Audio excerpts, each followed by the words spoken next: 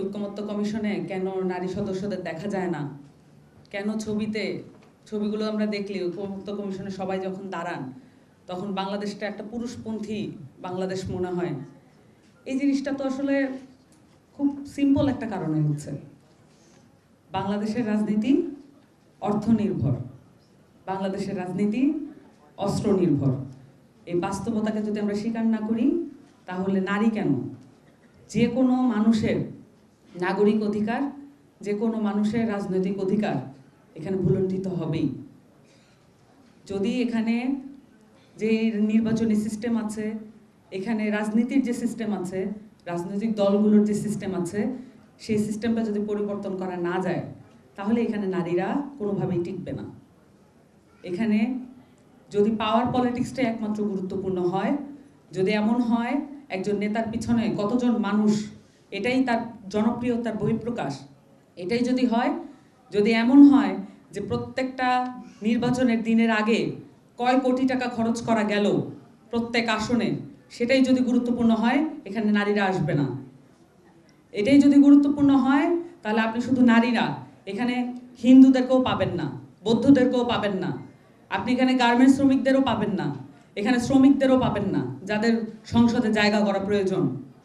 বাংলাদেশের মতো একটি কান্ট্রি যেখানে প্রত্যেকটা সেক্টরে আমরা দেখতে পেয়েছি ধ্বংসাত্মক মনোভাব আছে, প্রত্যেকটা সেক্টর জনবিরুদ্ধ হয়ে উঠেছে, প্রত্যেকটা সেক্টরে ফ্যাসিবাদ স্থাপন করা হয়েছে।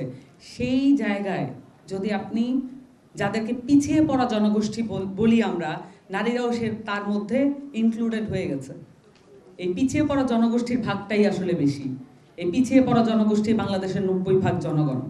একটা নারীদের জন্য শুধু না, সংসদে যাতে আমরা গার্মেন্টস কর্মীদের পাই এবং গার্মেন্টস কর্মীদেরকে যেভাবে নারীদের ক্ষমতায়নের চিত্র হিসেবে ব্যবহার করা হয় এই অমানবিক পেশাকে, এই অমানবিক যে এখানে শ্রমিকরা যে অবস্থায় তারা শ্রম দিচ্ছেন এবং তারা এই জায়গাতেই বলা হচ্ছে যে নারীর একটা ক্ষমতায়ন হচ্ছে, কিন্তু আমি এটা মনে করি না।